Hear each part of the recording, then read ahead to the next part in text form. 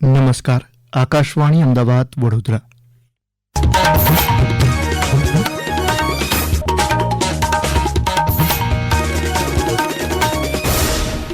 પ્રાદેશિક સમાચાર પ્રવેશ અડિયેચા વાંચે છે. મુખ્ય સમાચાર. ઉદ્યોગ મંત્રી બળવંતસિંહ રાજપૂતે કહ્યું કે ભારત બ્રિટન વચ્ચે મુક્ત વેપાર કરારથી રાજ્યના ઉદ્યોગ અને નિકાસકારોને ઘણો લાભ થશે. ખોરાક અને ઔષધ નિયમન તંત્રએ 4 શહેરમાંથી 17 લાખ રૂપિયાની કિંમતની બનાવટી દવાઓ જપ્ત કરી. ગાંધીનગરમાં આજે રાજ્ય મંત્રીમંડળની બેઠકમાં નીતિ વિષયક નિર્ણયો અંગે ચર્ચા કરાશે. વડોદરામાં જન્મેલા પ્રખ્યાત અર્થશાસ્ત્રી અને બ્રિટનના હાઉસ ઓફ લોર્ડ્સના સભ્ય મેઘનાથ દેસાઈનું 85 વર્ષની વયે અવસાન. રાજ્યના 95 તાલુકામાં હળવો વરસાદ. આજે દક્ષિણ અને મધ્ય ગુજરાતના કેટલાક જિલ્લામાં ભારે વરસાદની આગાહી. સમાચાર વિગતવાર. રાજ્યના ઉદ્યોગ મંત્રી બળવંતસિંહ રાજપૂતે કહ્યું કે ભારત અને બ્રિટન વચ્ચે થયેલા CETA એટલે કે વ્યાપક મુક્ત વેપાર કરાર થકી રાજ્યના પ્લાસ્ટિક, કાપડ, રસાયણ વગેરે જેવા ઉદ્યોગો તેમજ નિકાસકારોને ઘણો લાભ થશે. રાજ્ય સરકારના ઉદ્યોગ વિભાગ, વિદેશ વેપાર મહાનિર્દેશાલય તથા ગુજરાત વેપાર અને ઉદ્યોગ મહામંડળ GCCIના સંયુક્ત ઉપક્રમે યોજાયેલા સેમિનારને સંબોધતા તેમણે આ વાત કહી. શ્રી રાજપૂતે ફૂડ પાર્ક માટેના સમજૂતી કરાર અંગે વાત કરી અને લોજિસ્ટિક ખર્ચ ઘટાડવા સરકારના પગલાં વિશે પણ માહિતી આપી. એના અનેક ક્ષેત્રમાં 99% વસ્તુ એવી છે જે ગુજરાતના લોકોને ફાયદો થાય અને એના કારણે સૌથી મોટો ગુજરાતને ફાયદો થશે. $650 અજબ નિકાસ માટેની આજની વ્યવસ્થા છે. એની અંદર 86%થી વધારે ભારતમાં અનેક લોકો આજે આપણે કરી શકાય એ પ્રકારની વ્યવસ્થા આવનાર સમયમાં થઈ શકે. કેટલા ટેક્સની અંદર આપણે આગળ વધી શકાય. દરિયાઈ માર્ગમાંથી માંડીને સર્વિસ સેક્ટરથી માંડીને અનેક ક્ષેત્રમાં જ્યારે આટલી એક સરસ વ્યવસ્થા થઈ છે. આ પ્રસંગે GCCIના પ્રમુખ સંદીપ એન્જિનિયરે આ કરારને બ્રિટન સાથે ભારતના જોડાણમાં એક મહત્વપૂર્ણ સીમા ચિહ્ન ગણાવ્યું અને તેમણે ભારત દ્વારા બ્રિટનમાં થતી 99% નિકાસ માટે અભૂતપૂર્વ ડ્યુટી મુક્ત એક્સેસ પર ખાસ ભાર મૂક્યો. FDCA એટલે કે ખોરાક અને ઔષધ નિયમન તંત્રએ 4 શહેરમાં બનાવટી દવાઓ વેચતા લોકો અને આરોગ્ય સંસ્થાઓ ઉપર દરોડા પાડ્યા. દરમિયાન અમદાવાદ, વડોદરા, સુરત અને રાજકોટમાંથી અંદાજે 17 લાખ રૂપિયાની બનાવટી એલોપેથી દવાઓ જપ્ત કરવામાં આવી તેમજ 20 દવાના નમૂના ચકાસણી માટે મોકલાયા. આ અંગે ખોરાક અને ઔષધ નિયમન તંત્રના કમિશનર ડોક્ટર HG કોશિયાએ કહ્યું કે આ 4 શહેરમાંથી મળેલી બનાવટી દવાઓમાં પ્રાથમિક દ્રષ્ટિએ ચોકનો પાવડર હોવાનું જણાયું છે તેમજ પહોંચ વગર 50% ભાવમાં અન્ય રાજ્યમાંથી રોકડેથી ખરીદી કરી દવાઓનું બજારમાં વેચાણ થતું હોવાનું બહાર આવ્યું છે. આ અંગે વધુ તપાસ ચાલી રહી છે. રાજકોટ વહીવટી તંત્ર દ્વારા 2 કરોડ 43 લાખ રૂપિયાની કિંમતની સરકારી જમીન પરથી ગેરકાયદે દબાણ હટાવાયું. અમારા પ્રતિનિધિ જણાવે છે કે કોટડા સાંગાણી તાલુકાના પડવલા ગામમાં 11 લોકોએ સરકારી જમીન પર ઔદ્યોગિક અને વાણિજ્ય હેતુસર ગેરકાયદે દબાણ કર્યું હતું. તેને દૂર કરી 3960 ચોરસ મીટર જમીન ખુલ્લી કરાવવામાં આવી. અગાઉ નોટિસ અપાઈ હોવા છતાં પણ આ દબાણ દૂર કરાયું ન હતું. ગાંધીનગરમાં આજે સવારે રાજ્ય મંત્રીમંડળની બેઠક યોજાશે. અમારા પ્રતિનિધિ દુર્ગેશ મહેતા જણાવે છે કે મુખ્યમંત્રી ભૂપેન્દ્ર પટેલની અધ્યક્ષતામાં સ્વર્ણિમ સંકુલ 1 ખાતે યોજાનારી બેઠકમાં વિવિધ મુદ્દાઓ પર ચર્ચા કરાશે. દરમિયાન રાજ્યમાં વરસાદની સ્થિતિ તથા માર્ગ અને બ્રિજના સમારકામ માટે મુખ્યમંત્રી કક્ષાએથી અપાયેલા આદેશની સમીક્ષા કરાશે. આ ઉપરાંત રાજ્યની અન્ય નીતિ વિષયક નિર્ણયો અંગે પણ બેઠકમાં ચર્ચા થશે. શ્રાવણ માસ સુદ પંચમી નિમિત્તે પ્રથમ જ્યોતિર્લિંગ સોમનાથ મહાદેવને તેમના પરમ ભક્ત નાગરાજ વાસુકીના રૂપે વિશેષ શૃંગાર અર્પણ કરાયો. શ્રી સોમનાથ જ્યોતિર્લિંગ પર ચંદન તથા બિલીપત્ર વડે વિશેષ કલાત્મક રીતે નાગરાજ વાસુકીની પ્રતિકૃતિ રચવામાં આવી હતી. ગુજરાતમાં જન્મેલા પ્રખ્યાત અર્થશાસ્ત્રી અને બ્રિટનના હાઉસ ઓફ લોર્ડ્સના સભ્ય મેઘનાથ દેસાઈનું ગઈકાલે 85 વર્ષની વયે અવસાન થયું. તેઓ લંડન સ્કૂલ ઓફ ઇકોનોમિક્સમાં પ્રતિષ્ઠિત અધ્યાપક હતા જ્યાં તેમણે વર્ષ 1965થી 2003 સુધી શિક્ષણ આપ્યું. વર્ષ 1940માં વડોદરામાં જન્મેલા સ્વર્ગીય મેઘનાથ દેસાઈએ બોમ્બે વિશ્વવિદ્યાલયમાંથી અનુસ્નાતકની પદવી મેળવી. ત્યારબાદ વર્ષ 1960માં પેન્સિલ્વેનિયા વિશ્વવિદ્યાલયથી તેમણે PhD કર્યું હતું. શ્રી દેસાઈ વૈશ્વિક સ્તરના સન્માનનીય ભારતીય બ્રિટિશ અર્થશાસ્ત્રી, શિક્ષણવિદ અને રાજકીય વિચારક હતા. તેમની કારકિર્દી 60 વર્ષથી વધુ સમયની રહી હતી.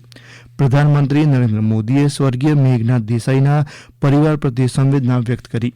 સોશિયલ મીડિયા પરના સંદેશમાં શ્રી મોદીએ લખ્યું કે એક પ્રતિષ્ઠિત વિચારક, લેખક અને અર્થશાસ્ત્રી શ્રી મેઘનાથ દેસાઈના અવસાનથી તેઓ દુઃખી છે. શ્રી મેઘનાથ હંમેશા ભારત અને ભારતીય સંસ્કૃતિ સાથે જોડાયેલા રહ્યા. તેમણે ભારત બ્રિટિશ સંબંધને વધુ મજબૂત બનાવવામાં ભૂમિકા નિભાવી હતી. ઉલ્લેખનીય છે કે એક ઉત્કૃષ્ટ લેખક તરીકે તેમણે 8 પુસ્તક લખી અને 200થી વધુ શૈક્ષણિક પત્ર પ્રકાશિત કર્યા હતા. આ સમાચાર આપ આકાશવાણીના અમદાવાદ વડોદરા કેન્દ્ર પરથી સાંભળી રહ્યા છો. આ સમાચારનું જીવંત પ્રસારણ આપ અમારી YouTube channel AIR news Gujarat પર પણ સાંભળી શકશો. વધુ સમાચાર માટે અમારી વેબસાઇટ news.air.gov.in/gu અને અમારા એક્સ હેન્ડલ AIR_news_ABAD ને ફોલો કરશો.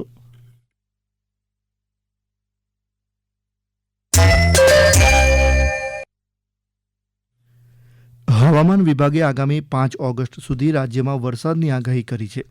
દરમિયાન આજે પંચમહાલ, દાહોદ, મહીસાગર, છોટાઉદેપુર, નર્મદા, સુરત, ડાંગ, તાપી, નવસારી, વલસાડ તથા દાદરા અને નગર હવેલીમાં છૂટાછવાયા સ્થળ પર ભારે વરસાદની સંભાવના છે.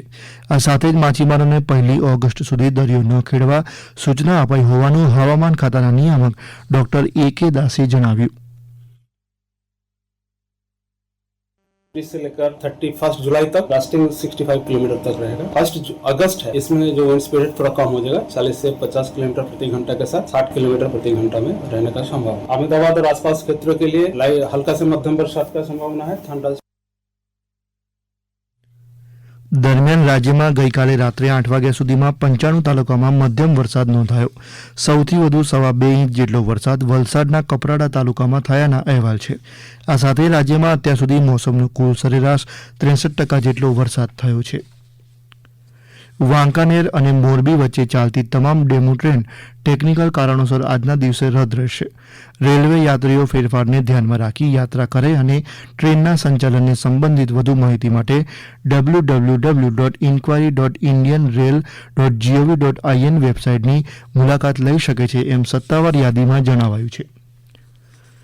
રાજ્ય સરકાર દ્વારા MyGov.in પ્લેટફોર્મ પર રાષ્ટ્રીય સ્તરે લોગો ડિઝાઇનની સ્પર્ધા યોજાશે.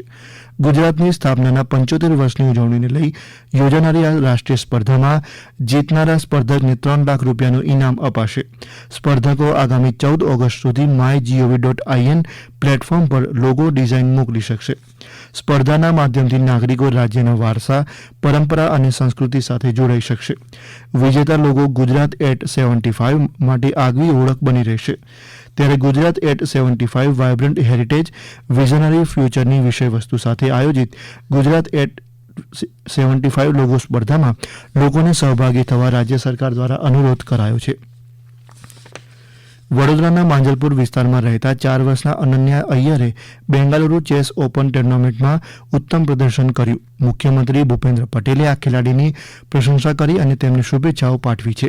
મુખ્યમંત્રીએ તેમના પત્રમાં લખ્યું કે 3.5 વર્ષની વયે અનન્યા અય્યરે ચેસ રમવાનું શરૂ કર્યું. ત્યારથી અત્યાર સુધીમાં તેમણે 2 રાષ્ટ્રીય અને 1 આંતરરાષ્ટ્રીય ટુર્નામેન્ટમાં ભાગ લીધો એ સરાહનીય છે. ઉલ્લેખનીય છે કે કોરામંગલા ઇન્ડોર સ્ટેડિયમમાં યોજાયેલી બેંગાલુરુ ચેસ ઓપન ટુર્નામેન્ટમાં ભારત સહિત 11 દેશમાંથી 2000થી વધુ ખેલાડીએ ભાગ લીધો હતો. મુખ્યમંત્રી ભૂપેન્દ્ર પટેલે જિલ્લા અને તાલુકા વહીવટીતંત્રને લોકોને ગુણવત્તાસભર કામ પૂરું પાડવાની જવાબદારી નિભાવવા જણાવ્યું. ગાંધીનગરમાં સંપૂર્ણતા અભિયાન સન્માન સમારોહમાં ગઈકાલે શ્રી પટેલે આ વાત કહી. તેમણે રાજ્યના તમામ જિલ્લા અને તાલુકાઓનું સંપૂર્ણતા અભિયાન સન્માન સમારોહમાં સન્માન થાય તેવા અને 100% લાભાર્થી લક્ષ્યાંક સિદ્ધ કરવા પણ આહવાન કર્યું. શ્રી પટેલે રાજ્યના મહત્વાકાંક્ષી જિલ્લા અને તાલુકાઓને સુવર્ણ, રજત અને કાંસ્ય એમ કુલ 13 ચંદ્રક પણ એનાયત કર્યા. તેમણે 10 જિલ્લામાં આકાંક્ષા હાટનું લોકાર્પણ કર્યું. આ હાટ થકી વોકલ ફોર લોકલને વધુ વેગવાન બનાવવા જિલ્લાની સ્થાનિક અને વિશેષ બનાવટોને પ્રદર્શિત કરાશે. અંતમાં મુખ્ય સમાચાર ફરી એકવાર. ઉદ્યોગ મંત્રી બળવંતસિંહ રાજપૂતે કહ્યું કે ભારત બ્રિટન વચ્ચે મુક્ત વેપાર કરારથી રાજ્યના ઉદ્યોગ અને નિકાસકારોને ઘણો લાભ થશે. ખોરાક અને ઔષધ નિયમન તંત્રએ 4 શહેરમાંથી 17 લાખ રૂપિયાની કિંમતની બનાવટી દવાઓ જપ્ત કરી. ગાંધીનગરમાં આજે રાજ્ય મંત્રીમંડળની બેઠકમાં નીતિ વિષયક નિર્ણયો અંગે ચર્ચા કરાશે. વડોદરામાં જન્મેલા પ્રખ્યાત અર્થશાસ્ત્રી અને બ્રિટનના હાઉસ ઓફ લોર્ડ્સના સભ્ય મેઘનાથ દેસાઈનું 85 વર્ષની વયે અવસાન. રાજ્યના 95 તાલુકામાં હળવો વરસાદ. આજે દક્ષિણ અને મધ્ય ગુજરાતના કેટલાક જિલ્લામાં ભારે વરસાદની આગાહી. આ સાથે જ આકાશવાણીના અમદાવાદ વડોદરા કેન્દ્ર પરથી પ્રાદેશિક સમાચાર પૂરા થયા. હવે પછી આપ 7:45 રાષ્ટ્રીય સમાચાર સાંભળી શકશો. નમસ્કાર.